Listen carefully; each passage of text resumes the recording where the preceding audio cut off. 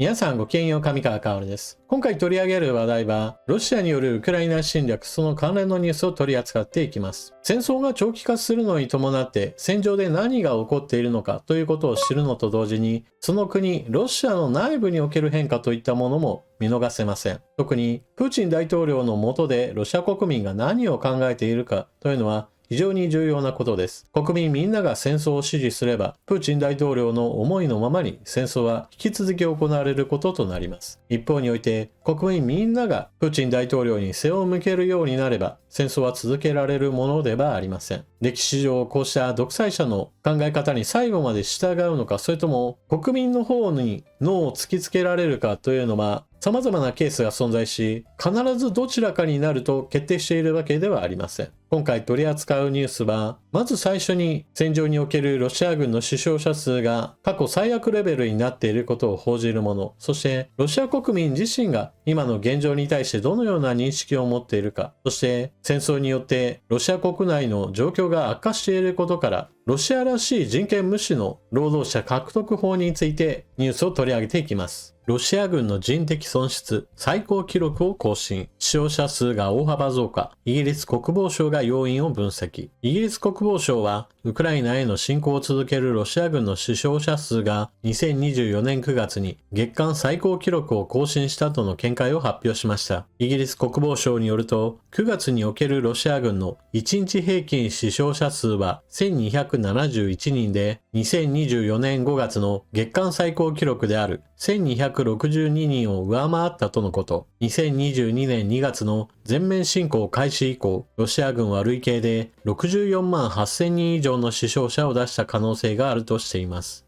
死傷者数が2024年5月以降に増加した要因は、ウクライナ北東部のハルキウ州やロシア西部のクルスク州に戦闘地域が拡大し、戦いが激化したことがあると指摘。ロシア軍は今後も大量の兵力で圧力をかけ、ウクライナ軍の戦力を引き伸ばして戦術的な利益を追求しようとする可能性が高いと推測しています。また、ロシア軍は車両から降りて戦う下車戦闘に依存しており、冬季は機動戦にも不向きなため、今後も死傷者数が1日平均で1000人を超える可能性が高いとしています。ウクライナのゼレンスキー大統領は2024年9月30日、前線は非常に困難な状況にあり、今年秋に達成できることは全て達成しなければならないと発言。ウクライナ軍も他国からの支援や兵力が不足しているため、厳しい状況に置かれています。今後、ロシア軍が損害を顧みない戦術をいつまで続けることができるのかが注目されています。そして、この記事にもあったイギリスによる分析、ウクライナ軍がロシア軍に与えた打撃はどれほどのものか、2022年が一番下のライン、2023年の死傷者数の推移が真ん中、そして一番上の死傷者数の線が今年のものです。2022年はロシア軍による全面侵攻が始まったわけですが、その初期においては1日あたりの死傷者数は100人台、200人台、300人台、400人台、500人台と現在のような1000人を超えるレベルには全く達していませんでした。初期のロシア軍はウクライナ軍を侮っていましたし、一方においてウクライナ軍も決して万全な状態で戦いを始めたわけではありません。そのため両軍の戦闘というのは今から見て考えるとそれほど密度の濃くない戦いといったものも各地で行われていたこととなります。しかし2023年になって戦線がある程度固定化が進むと戦いもいよいよ日常的に激しいものが連続的に行われるようになっていきました。そしてウクライナの側も支援を受けながら迎撃戦闘を充実させていくこととなりました。一方でロシア軍はロシア軍でそうした迎撃能力を上回るための攻撃として多くの兵力を連続的に投入する飽和攻撃を目指しての歩兵突撃が非常に多発しました。これによってロシア軍の被害も多くなっていったわけですが、同時に数で押し切っていく形でのロシア軍の前進といったものも各地で発生しています。そして2024年はそのような形での戦いがさらに東部戦線を中心にして展開され、さらにはクルスク州での戦いもあってロシア軍の死傷者数がさらに増加していったのでしょう。ただしここで注意しなければならないのは2022年からそして2024年へとロシア軍の被害増大しているわけですが、それでもなおロシア軍はウクライナ軍に対する攻撃を現在もなお継続しています。このことからロシア軍の足を止めるにはさらに大きな打撃を与え続けるようなことをしなければなりません。おそらく現在の水準から考えれば、ウクライナ軍としてはロシア軍に与える打撃1日あたりの死者数を2000から2500といった現在よりもさらに上積みすることを目指さなければなりません。では、そのようにして戦場における死傷者数が毎年のように増加しているこの傾向、果たしてロシア国民がどのように捉えているのか。ロシアの世論調査、大統領が停戦決断すれば支持が 72%、過去最多に。ロシアの独立系世論調査機関はウクライナへの軍事侵攻について、プーチン大統領が無条件で停戦を決断すれば支持する人の割合はこれまでで最も高い 72% となったという調査結果を発表しました。戦闘が長期化することに懸念する見方が広がっていることが伺えます。ロシアの独立系の世論調査機関レバダセンターはウクライナへの軍事侵攻をめぐる対面での調査結果を発表しました。調査は先月26日から今月2日にかけてロシア国内の18歳以上の1600人余りを対象に行われたということです。それによりますと、プーチン大統領が今週にも無条件に軍事侵攻をやめる決断をすれば支持するかという質問に対して明確に支持する、どちらかといえば支持するが合わせて 72% で去年5月の時点から10ポイント増加し、これまでで最も高くなりました。ロシアの人々の間に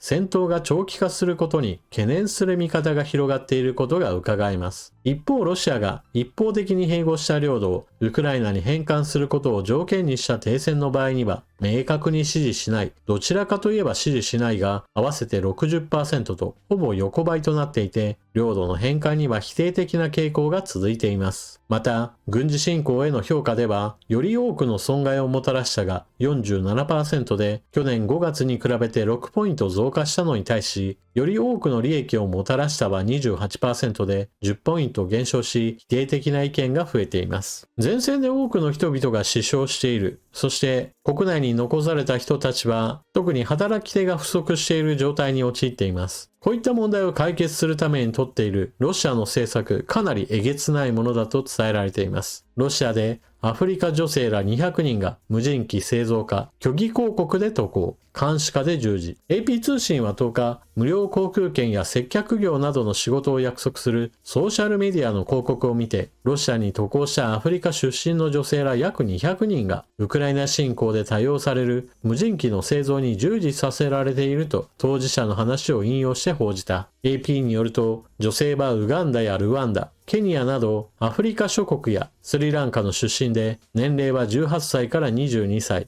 ロシア中部、タタルスタン共和国、アラブガの経済特区にある工場で、イラン製の無人機シャヘドの組み立てに1日12時間従事させられているとした。ロシア人や中央アジア諸国の学生も働いているという。女性らは職場や寮で常に監視下に置かれ、約束された賃金も支払われていないと訴えている。国際人権団体ヒューマン・ライツ・ウォッチによると、ロシアは侵攻継続のため仕事の内容を十分に説明せず、アフリカやインドから労働者を募集している。今回取り上げた3つのニュースはそれぞれ複雑に絡み合っています。戦場にどんどんと人を送り込まなければならないという多くの人命を犠牲にした突撃作戦を連続的に行うロシア軍。軍の上層部としては兵士一人一人の命は投げ捨てるものといったことが基本的な考えになっており、しかもそれをロシア国民の中ではさほど問題視していないかのような世論調査結果になっています。戦争が長引くことによって自分の周りでも誰かしら亡くなっている人はいるはずなのにもかかわらず、さほど国民世論が悪化していないというのはちょっと異常さを感じてしまいます。そのようなことを起こさせないためにも、プーチン大統領は大都市部における兵士の動員はなるべく避けて、お金で釣り上げることができる地方民の人たちを積極的に軍へと入隊させています。そういった事情はあろうとも、ロシア国民の間でも何かおかしいなと思っている人や、もしくはこのままの状況が続くことに明るい未来を抱いているわけではなさそうです。少なくともプーチン大統領が戦争をやめるといえばそうしてくれるのを受け入れますよという人たちが多くなっているのは少なくとも良い兆しだとは言えるでしょう。ロシア国内においてはこれを戦争だというような表現をすることも警察に逮捕されますし、プーチン大統領に対する真っ向からの批判というのも命の危険を伴います。ですから、ロシア国内で行われる世論調査というのはかなり慎重な発言を求められるもので、戦争反対とは言えないから、プーチン大統領がやめると言ってくれたらそれを受け入れるといったような形での聞き取り結果となるわけです。現実問題、こうしたロシア国内における不満をもっと高めるためには、結局のところ戦場におけるロシア軍がさらに大きな被害を出して攻勢が続けられないようにするような状況の変化を起こすしか、現状のところでは打開策は今のところ見当たりません。おそらくプーチン大統領としては、現場レベルでの死傷者数がどれほど増えたとしても、彼自身は別に気にしてはいないでしょう。そんなことを気にするぐらいだったらそもそも侵略戦争など起こさないはずです。ですから彼がやりたいと思っても、現場レベルではもうその命令に従えないレベルにまで戦況を悪化させない限りは、彼を止めることはちょっと難しいわけです。しかし、そのような状況を生み出している今の国際情勢というのは、結局のところ、戦争をやりたいと考えた人間が突き進んだ場合において、それを止めることができないということも意味しています。これが何を意味しているかといえば、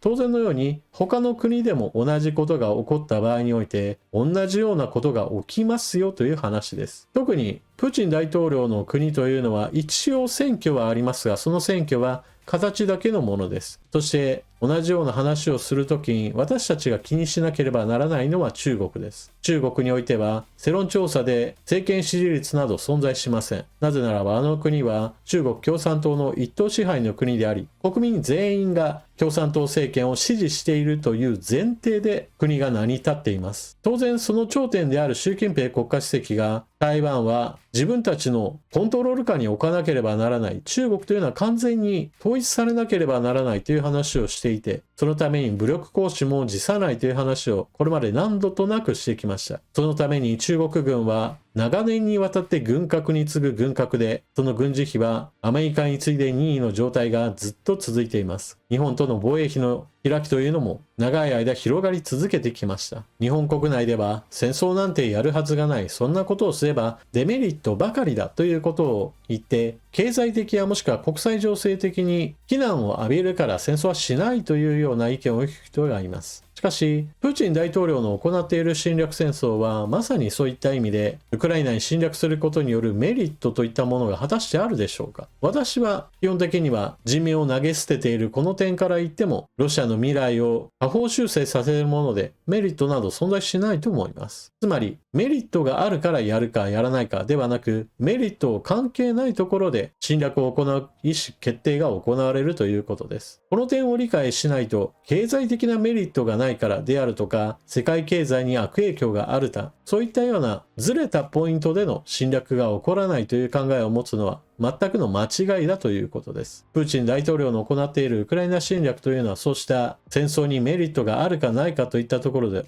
全く違うところで行動が行われていることを意味しているのです。そして私たちとおそらくずれているだろう部分という部分が、人命に対する考え方や人権、国際法、様々なところにおいて違いがあるからこそ、自国民の命を戦場で軽々しく扱うし、ましてや他の国の国民など奴隷労働でもさせているかのような形でかき集めてきているわけです。今回の3つ目の記事においては、アフリカを主にして人々を集めてきた話があったわけですが、これまでにもインドやネパール、スリランカなどでも警備業などで人が必要だと言って集めた人たちを戦場に送り込むなどして多くの人たちが突撃兵として亡くなっていきました。そして集めた国で抗議活動やもしくは政府からの批判が入ってくるとまた別の国へと手を広げて現在ではアフリカから人々を集めているというわけです。こういった考えや行動をしている国がまかり通るのが良いと思うか、それともこのような国がこういった応募ができない世界の方が良いと思うかは